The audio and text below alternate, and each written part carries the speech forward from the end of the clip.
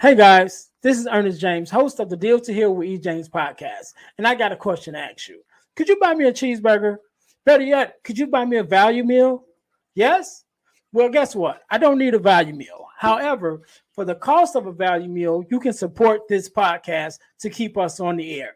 Just go to Patreon/Deal to Heal podcast and choose any one of the three tiers that's available. And if you just want to make a one-time donation, go to Cash App and make a donation to $E James, the number 418. Make a one-time donation to the Cash App, or again, go to Patreon to support this podcast and keep us on the air. Thanks in advance. Be blessed.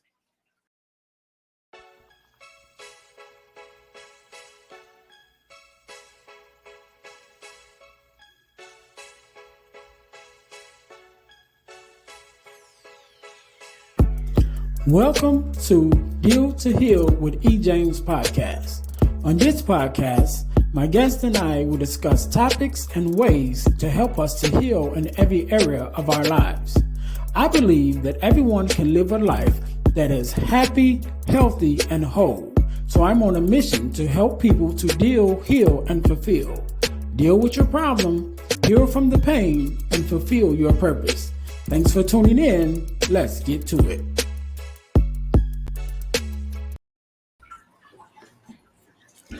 Welcome. This is the Deal to Heal with E. James podcast. I am your host, Earnest James, aka Friend to Fatherless Daughters on Instagram.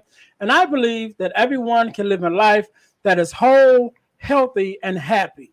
And therefore, I'm on a mission to help us to deal, heal, and fulfill. Deal with our problems, heal from the pain, and fulfill our purpose. So I want to thank you guys for tuning in. This is season 2, episode number 22. And again, we are here today with another guest that has came on. At this time, I'd like to Joel to introduce himself. Joel, how you doing? I'm good. Thank you for having me on the show. I'm honored to be here, and I'm looking forward to our conversation. No problem. So, Joe, just for our listeners, real quick, give us just introduce yourself of who you are and what it is exactly that you do. Sure. So my name is Joel W. Hawbaker, and I do a lot. By day, I'm a high school history and Bible teacher and a soccer coach. I'm also a divorced and remarried father of 2 now teenage daughters. That makes me feel very old to say. And I grew up in a blended family, and I'm in a blended family now. Like I said, I'm divorced and remarried. Divorced about 11 years ago. Been remarried for about 7.5 years now. And so outside of my schoolwork, what I do is I travel around the country and I do presentations at conferences and churches and different leadership events or whatever, specifically focused on helping blended families try to live more cooperatively and peacefully together. So I've worked with a number of different Head Start groups, working with training their Head Start workers, whether it's the teachers or the administrators, because a large part, for those of you familiar with Head Start, a large part of what Head Start does is they work with lower income families, and the Mhm. percentage of those families that are blended is tremendously high. And Right. so a lot of times they bring me in to do events to train some of their staff with, okay, how do we help those kinds of families from our Head Start Center? So this past summer, I was in Oregon one weekend. I was in New Orleans another weekend. I've done a couple different virtual presentations for people, for Head Start organizations in different states. And I love working with them because they've always treated me really well. But also, like, if you're going to work with young people like that, you're normally going to have a good heart. I don't know a lot of people that are just awful people that love to work with little kids. And so I enjoy working with those kind of organizations, but that's a large part of what I do. I've also got my own podcast. It's called the 10 CBF. That stands for 10 Commandments for Blended Families. That's the core Oh wow. teaching. Yeah, that's the core teaching of what I do. That's something I put together a few years ago, and and so that's where I do a lot of my help as well, is just interviewing people, kind of like what we're doing here, and encouraging blended families on, okay, wherever you are, how can we get you to a little bit better place, and how can we keep that momentum moving forward to try to help your family. So that's what I do, is I try to bring my lifetime of experience and years of research in order to try to help other people avoid the mistakes that I've made, and therefore be able to help their family without having to. I've got a good buddy named John Finch. He's the creator of something called the Encouraging Dads Project, or the Father Effect. He always says, what we want to do is we want to learn from other people who have already paid the dumb tax, right? They've already screwed up. So how can we learn from them instead of us having to pay the same dumb tax, right? That's what I want to do with blended families. Oh, wow. Okay. Well, man, that's, first of all, before we go any further, one of the things that I love to ask, especially girl dads, because I'm a girl dad myself and a girl dad of a teenage daughter. My baby just made 18 last year. So, which is a whole nother thing. But so whenever I have a girl dad on, I always ask two questions. Number one, what has your experience of being a girl dad been? How has that been? And then number two, tell me something that your daughter has taught you that has changed you for the better. Okay, those are good questions. So the first one, my experience as a girl dad has been humbling. When my older daughter was born, she's 17. She'll be 18 in May. And when she was born, I had just gotten my college degree 3 weeks earlier. So my entire senior year of college I had a wife who was now pregnant, and I was also a full-time college student and was working a full-time job because I had a wife to support. And so 3 weeks after I got my diploma, my older daughter was born. And I thought, because I'd read a bunch of books about fatherhood and parenting and being a husband, and I thought I knew what I was doing because I was 21 years old and, arrogant and full of myself. And what I learned is that even the little I thought I knew, I was probably wrong about. I wasn't prepared to be a father, and I didn't know it. And I wasn't prepared specifically to be a father of daughters because I didn't know anything about women or females of any age. And, that was 17 and a half years ago. I'm not sure how much more I know women, but I definitely know a lot more about parenting than I did 17 or 18 years. My superpower, actually, if you ask my wife or my ex-wife or my kids, my superpower is the ability to unintentionally upset women of all ages. I'm really good at foot and mouth disease, like where you say something you think is completely innocent, or worse, you think it's funny and it's actually just hurtful. Like, I'm really good at that. And so that's not something something that I'm happy about, but you learn to deal with it. You get real good at apologizing and asking forgiveness. So that's been good. And something that I've learned from both, because I've got two daughters, again, older one 17, younger one, by the time this episode comes out, by the time you guys are listening to this, my younger one will be 15. So I have two teenage driving daughters. Wow. And yeah, that's a little terrifying. Just because I teach high school kids, they're a bunch of idiots on the road. Even if my kids are good drivers, that doesn't mean the big old pickup truck driving high school boys that I teach are going to be safe on the roads. It just terrifies me. Anyway, one of the things they've taught me is how to be more gentle, because I really wanted sons because I thought I knew how to raise them because I am a boy and my dad raised me and I loved my dad. And so I thought, okay, well, sons I can handle. I had literally no idea what to do with daughters. And so I had to learn how to do the things that interested them. So I got good at having tea parties and painting fingernails, and I can braid hair 3 different ways. And I once spent a few weeks at I was actually helping teach a Duke tip class over the summer when my girls were little. So I was gone for about 3 weeks. And so I spent part of those 3 weeks learning how to salsa dance so that when I came home, I could teach my daughters how to dance with their dad, right? Or how to dance a little bit at now. First of all, I'm terrible at dancing of any kind, especially salsa dancing. But when your kids are like 5 and 7, they don't know that. They just want to dance with daddy when the music's on. Right. So they didn't know that I was terrible at it, or that what we were doing was nowhere near actual salsa dancing. They just, we get to dance with dad, right?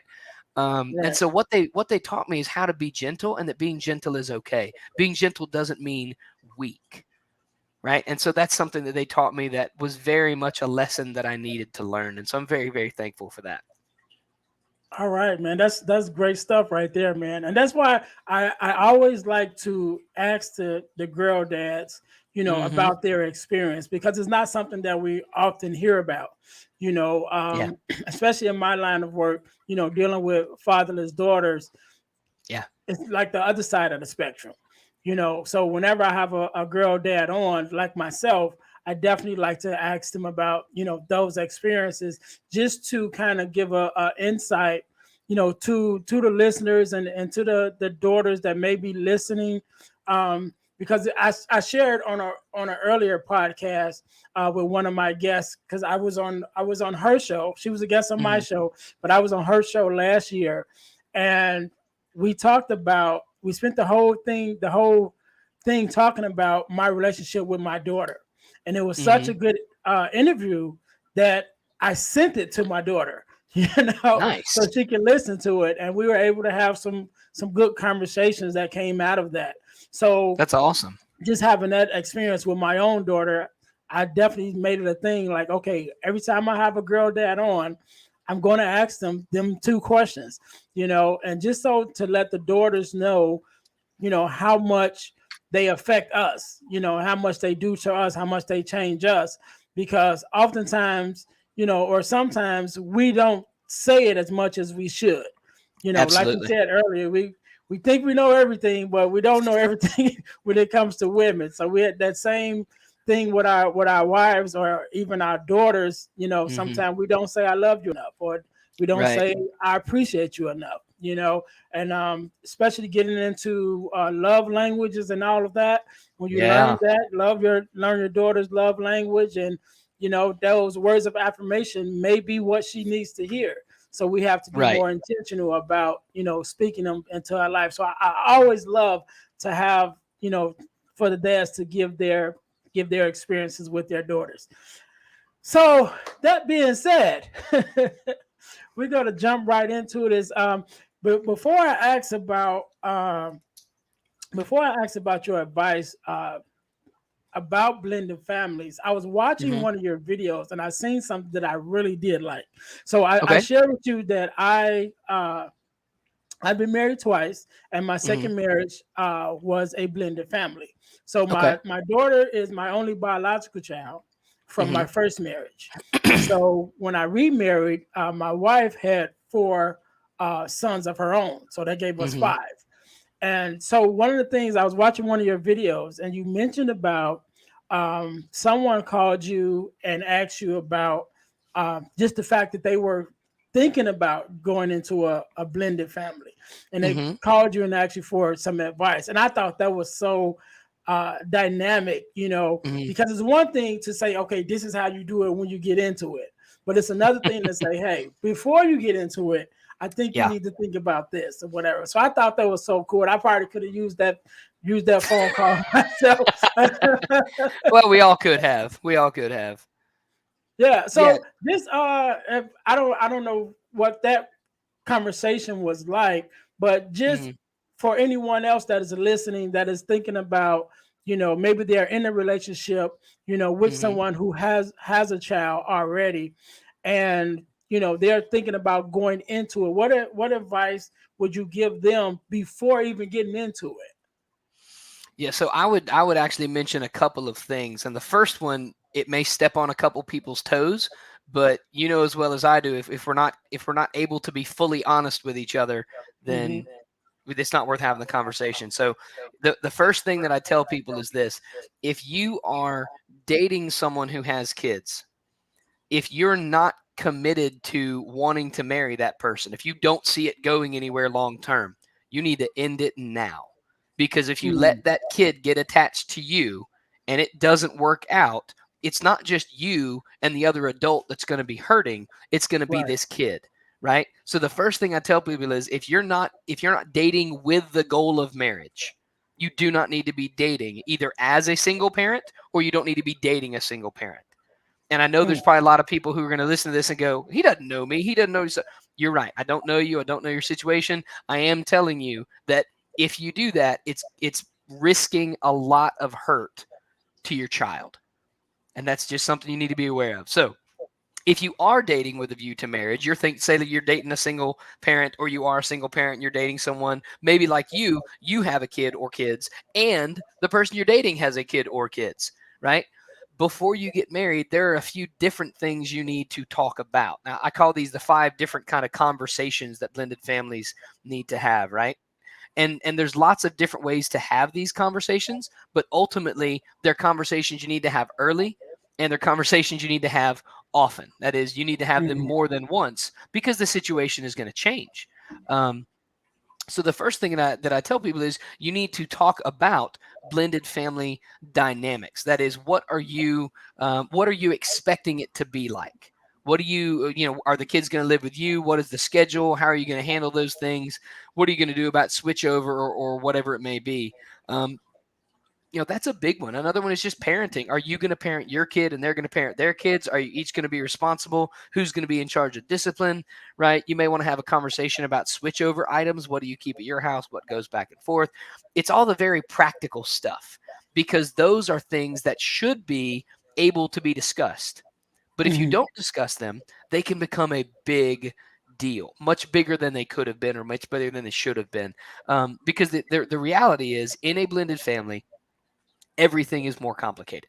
Schedules are more complicated. That's a conversation you need to have. Holidays are more complicated. That's a conversation you need to have, right?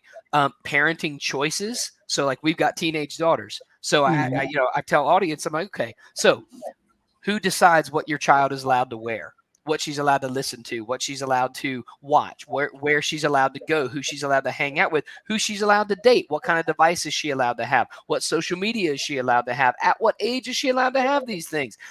These are conversations that if you don't have them early, they're going to get ugly later on. Better to Yep. have them now, even if you still disagree, at least you know where everybody stands and you have a starting place. Because the problem is, if you wait to have these conversations, the issues are just going to get bigger and the habits are already going to be formed. And so they're going to be harder to change if they need to be changed. Um, so again, those are the biggest things that I would say is, if you are thinking about doing this, one, if you're not sure you're going to do it, like, you need to go, because that's you're not helping anybody. Two, if you're planning on getting married, then you need to have these conversations early. And here's why I say you need to repeat them, because you mentioned that your older daughter is 18, right? Mhm. And then you've got your stepkids and stuff, right? Here's the thing: the conversations you had with your daughter at 15 are not the same ones you're having now that she's 18, right? Who Definitely she is, not. who she is at 18 is not who she was at 15. She's older. She's a legal adult now. She's probably getting ready to go to college or into the workforce or into the Mhm. military or whatever she's going to do, right? All of those are great options, by the way. I'm a high school teacher. If you think that everybody has to get a 4-year degree, I would argue that you're probably mistaken. Okay. Yep. College degrees are great, but they're not the end all be all. I just feel the need to mention that. Um, but the thing is, when my kids were 7 and 10, those are different conversations than when my kids are 17 and about to be 15. Like, that's not the same. They're not the same kids. We're not talking about princess dresses and tea parties. We're not Right. talking about cartoons on television. We're not talking about bedtimes. We're talking about college and cars and jobs. And so you need to have these conversations every 6 months or a year, because just when you think you've got it figured out, the kid is now older and the Right. equation Right. has changed. And so the Right. conversation's got to be different. And And that's hard. yeah, and I like what you said, because two things that I definitely can touch on myself, Mhm. with even having those conversations, especially when they're younger, because your idea of parenting, first talking about parenting, your idea of parenting may not match their idea of parenting, Correct. In fact, right? it So, and probably won't. It right, probably so won't. in my experience, right, so my I was raised in a two-parent household, Okay. right? So I was blessed to have my mom and my dad under the same roof my entire life. Okay. Unfortunately, my wife wasn't. Okay. So her viewpoint of what a father is, and that relationship between a father and a son, even a father, stepfather, stepson, however you want to look at it, it's Hmm. completely different from mine. You know, Yeah, because absolutely. she Yep. doesn't have the experience to draw from. I'm one of nine kids and the oldest Wow. of four boys. So I got the dad and mom under the same roof. I got firsthand what it's like to be raised by a father raising boys, and then Yeah. also that father relationship with girls. I have that. Unfortunately, my wife didn't have that. So our definitions and our styles of parenting was different. And then also another thing that we need to definitely, that I like that you said that we have to think about is if you already know you're not in it for the long haul, right? Right. Definitely you Right. want to rethink it, Yeah. because it definitely will have an impact on the child. Yeah. Whichever way it goes, it's going to have an impact. And especially if you are a person like myself who loves children, so that's part of my personality anyway. I'm going to interact with the child. I'm going to try to build a good rapport and good relationship with the child. But now, if things don't work out, or if I'm already 1 foot in and 1 foot out, Right. now that's another person that's leaving that child's life, Yeah. depending on the relationship that child has with his other parent, his or her Yeah. other parent, Yep. because as dealing with fatherless daughters, I know firsthand that all the time the fathers don't stick around, Yeah. so if that's the case, and now I'm 1 foot in, 1 foot out, and then I decide to step all the way out Yeah. again, how does that leave the child? What kind Yes. of more, pressure or more hurt that puts on the child for the long run? And I'm glad that you said that, because I don't think a lot of people, I know I didn't even think about it, beforehand. I did think about it a little bit, because when I got married, my daughter was like 7. So Mm-hmm. it was a reality to me of what that relationship would look like, for my daughter, with her stepmom. And I was blessed to that the fact that they have a wonderful relationship. Even so now, as my daughter Mm. is 18, they have conversations that I don't even know about. Right. Yeah. Sometimes I Yeah. get a text message and be like, daughter called me today, and we was on the phone for however long. And I'm like, oh, she didn't even call me. Right. Yeah, but that's So wonderful that you're able to have that. Like I applaud you, and I'm impressed that you're able to have that kind of relationship, not just you, but your daughter and your ex, because that's huge. Because just like daughters need dads, daughters need mhm, moms, and they need that mother figure. And that's not to bash biological moms by any stretch, but if your daughter can have a relationship with another adult woman who is good for her, who's a good example, like that's a good thing. So I'm really glad that you're able to have that kind of relationship, and that your daughter is able to have that kind of relationship. That's wonderful. yeah, and I know how blessed I am and how blessed my daughter is for that relationship. So I always make Hmm. sure, I tell her that I'm grateful that they Yeah. have that relationship, and I speak on it as often as I can, because it's Hmm. not it's not as common, you know, as it should be. You know what I'm Right. saying? And just the fact that it exists, Hmm. I like to mention it, because to give somebody hope. That's It, it. it Yes. doesn't have to be, whether you're together or not. Like we have been talking about, that relationship with that child is still going to be affected. And so, Hmm. even like you said, even with your mom and your stepdad not being together, but you Hmm. guys still having that relationship, Yeah. it's like, man, that's so important. So I definitely always praise her, Yep. her stepmom for that, for them keeping that relationship, and her even having that kind of effect in her life, that she even Hmm. feel comfortable enough to keep Right. that relationship alive, especially as a young adult. Yeah. So I'm definitely grateful about that. So one of the things I wanted to ask you about is, when we think about uh, the blended family, and I know that there's several hurdles, Hmm. that they face. What do you Right. think would be, or just what are some of the hurdles that a person or persons, now they're in? Because we talked about before you get in it, but I say, Hmm. okay, now you're in it. You know Yeah. what I mean? So what is something that they need to look out for once they get in it? Once they already in, whether married or not, but they're in this Right. relationship. These families have been introduced to each other. The kids have been introduced. You've been introduced to her child. She's been introduced to you. Hmm. So now we're here. What is Right. something or some things that someone in that position may want to pay attention to? So unfortunately, with blended families, Murphy's law often takes effect, right? Murphy's law, Mm. anything that can go wrong will go wrong. Right, right. Um, in blended families, there are a lot of things that can trip people up. And it starts with your relationship with the person that you're in, right? Mhm. Because both of you bring baggage to the relationship. If you've been married before, you bring married baggage. If you haven't been married before, you bring single baggage. But everybody brings baggage. They bring hurt from the past.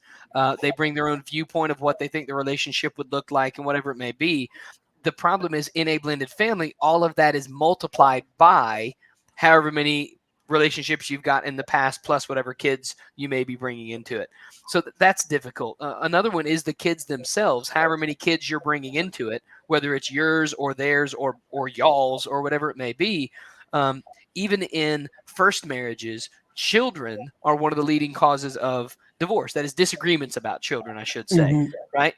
A lot of the same kind of thing can happen in blended families. I've got a couple good friends, David and Lori Sims. They run an organization called Nacho Parenting, right? Mm. And it's a way to help blended families that are really struggling take a step back and disengage from some of the conflict so that they can then be better spouses, because better spouses then help them become better parents, especially Right. to their stepchildren.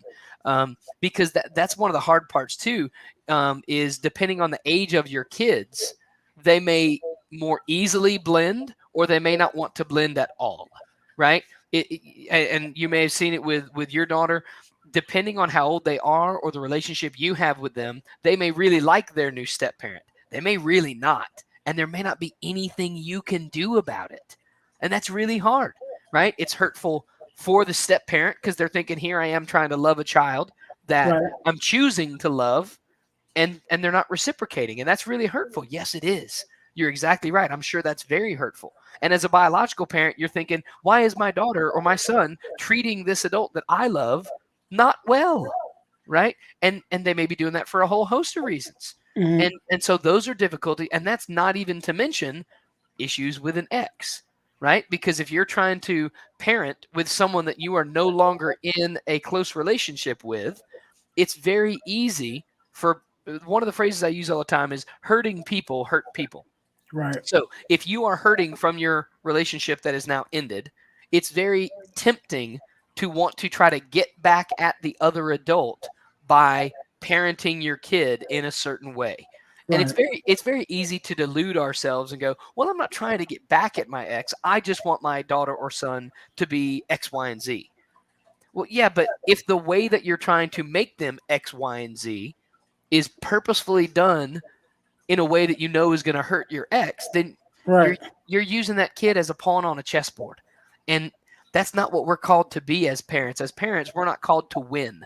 We're not called to get our way. We are not called to be the favorite. We are called to raise our children the best that we can. And that means not acting out of our own pain. And so right now, I'm sure some of your listeners are cursing me and they're going, you just don't even know how bad he or she hurt me, right? You're correct. I don't know how badly they hurt you. I'm sorry for how badly they hurt you. I don't know the details. What I do know is your kids need you to be healthy and whole and happy, which is exactly what you said at the beginning, right? Mhm. Your kids need you to be that so you can raise them well. If you are constantly hurting and constantly trying to get back at your ex, you're not raising your kids as well as you should. And if that means you hate me because I said that out loud, that's okay. You can hate me. Right. You I mean this nicely, but like you can take a number. There are lots of people that already don't like me. That's okay. Right. I teach Right. high school for a living. Okay, Right. I'm not concerned about if everybody loves me. But it's truth what you're speaking about, and I know um, one of the things is, especially when you're dealing with your children, Hmm. and you have a spouse or ex, should I say, that's really, it's not even so much about them trying to get back at you personally sometimes, but it's just that they don't want the new person Yeah, to have, what they wanted or what they yeah. used to have. You There, know what I it's mean? very yeah. And It's so, very easy to get resentful because you think they're either trying to take your place or you're mhm, jealous because it's like, wait a minute, why didn't you treat me that way?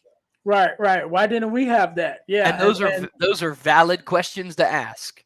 right, right. But what happens sometimes is because that's how you feel, Hmm. you either knowingly or unknowingly put those same thoughts, Yeah. into your child, depending on how you're raising them, and it Yeah. becomes an issue, Yes. or it could become an issue in the relationship.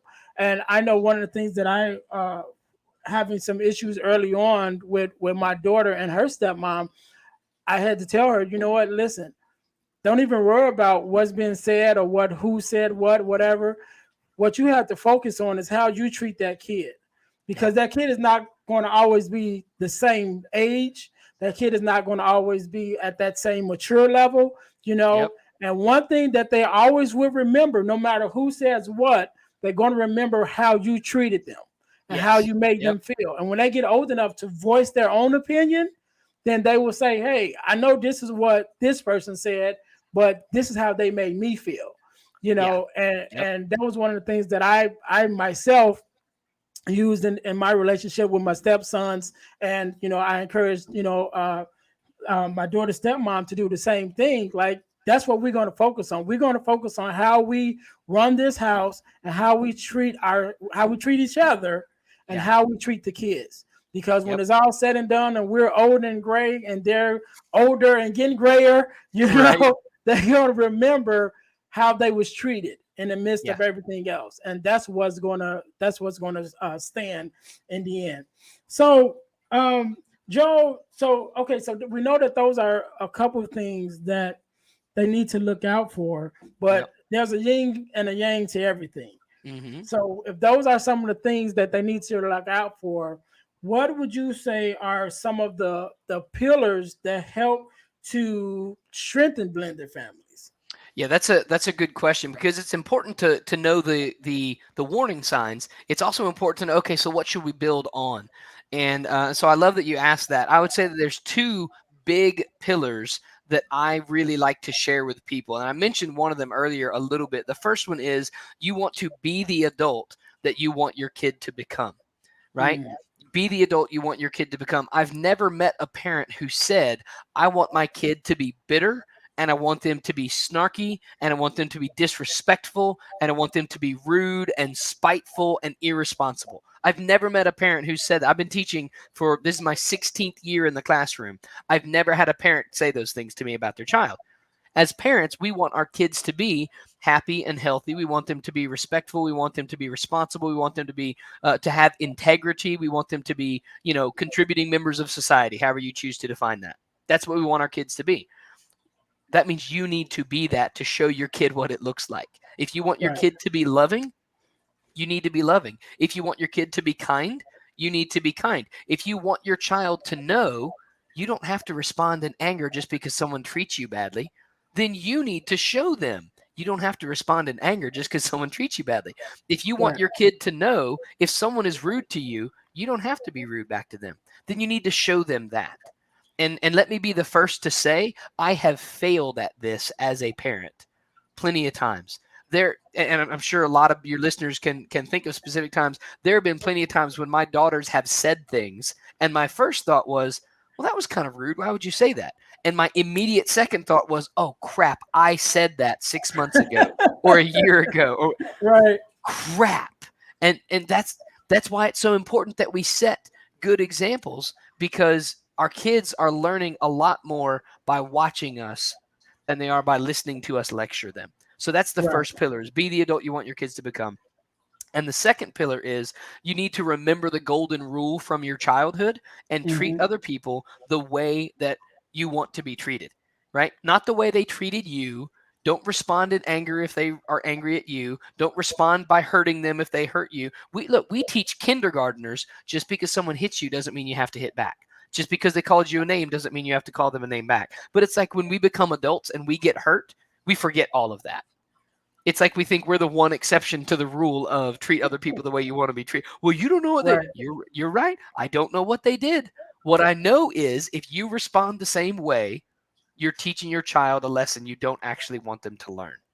That's what's happening, right? And so it's important for us to remember why why we need to set a good example for our kids, why we need to remember the golden rule. Those two pillars. If you can just focus on those two things, you're gonna be heading in a great direction, right? If you can consciously step back and say, oh, okay, so even though my ex did this, or even though, my ex did that, the right response is to be loving and to be respectful and to be kind. If I can do that and let my kid see that I did that, again, you're not doing it to show off, but if I can do that and my kid sees me doing that, that's a much better example. That's a much more powerful, impactful example for my child. And we need to make sure that we're living those kinds of things out. Yeah, and like you said, we have to remember, and I know is said all the time, but people will watch what you do more so than what you say. And Absolutely. our kids are definitely the same way. And I remember when I had Yana on, and one of the things that she talked about. So Yana is a fatherless daughter who works as a coach with fathers who are reconnecting with their daughters after some Right. time. And Okay. one of the things she wrote a book, and I'd highly recommend it for anybody who are looking into it. But in this book, one of the questions that she asks the fathers to consider is, who are you going to be in front of your daughter? Mm-hmm. And she emphasizes not just who do you want them to see as far as you, but how do you want them to see it? So Absolutely. not just the relationship between you and them, but also the relationship with you and other people. Like, how do you treat the people around you when you're in your daughter's presence? Not just how you treat her. Yeah. You might treat her right, but then be snobby with the waiter. Like, Yep. no, but Yes. what example are you setting? Yep. So you have, just like you said, you have to be who you want your child to see on all occasions, all the way Mm-hmm. around. Exactly who it is that you want them to be. You have to model that and not just say it, because we speak a lot of things with our mouths, but our actions always give us away. Right. So we may Yep. say one thing and this is how we feel and this is what I believe, but then my actions is doing the contrary. Yeah. So yeah, Yep. we have to make. So I like those two, and so I got one more question, and this one is kind of important to me because it was something that I made sure that I did in the lives of my stepsons, and Mm-hmm. that is making room for the biological parent. Mm-hmm. So one of the things that I was definitely intentional about, especially after I got married, was because we are now under the same roof. So it's now me, my daughter, my wife, and our sons. Right. But I've made it a point to them and to her that I'm here to do my role as a husband and as a father figure. I don't like really saying stepfather, but just as a father figure. Yeah. But I know that my role would not be necessary if their biological father was here. So Right. therefore, I'm always make sure to leave that door open, Mm-hmm. for Yeah. him, as whenever he comes, whenever he shows up. Hey, when you're here now, take your time. This is your time to be with your sons. You know Mm-hmm. what I mean? And I wanted to make sure that my relationship with him was good, my Yeah. relationship with them was good, and that they know as well as I know I'm going to be here for you. I'm going to be a Right. father figure. I'm going to be here every day, but I am not here to take the place of your Yeah. father. I'm Yeah. just here to help until he comes. You know Yeah. what I mean? Yeah. So I think that's wonderful. I think that's awesome. I love your willingness to do that, and I love how conscious you were and purposeful you were about telling them that, because that allows them to feel safe, because they don't have to wonder, where is my loyalty supposed to go, right? They know dad is always going to be dad, but they also know that you are there if they need you. You are there to help. You are there to help raise them. You're there to encourage them. You're there to gently hold them accountable when you need to. But dad is still dad, and I think that's really, I love that. I'm impressed that you're able to do that, and I love your commitment to that, because that's one of those things that, if you haven't been through it, it's hard for people to understand just how important that is to those boys. So I love that. I think that's awesome. Well done. yeah, thank you. And like I said, it comes from me again being raised under the same roof with Hmm. my dad. Right. And And knowing how important that relationship is. right, and that's exactly my point, because my dad raised 4 boys, Hmm. right? And so now I have these 4 stepsons. Right. And again, I'm unfortunately a stepdad for a reason, because there was Hmm. some kind of disconnect between their biological father and their mom.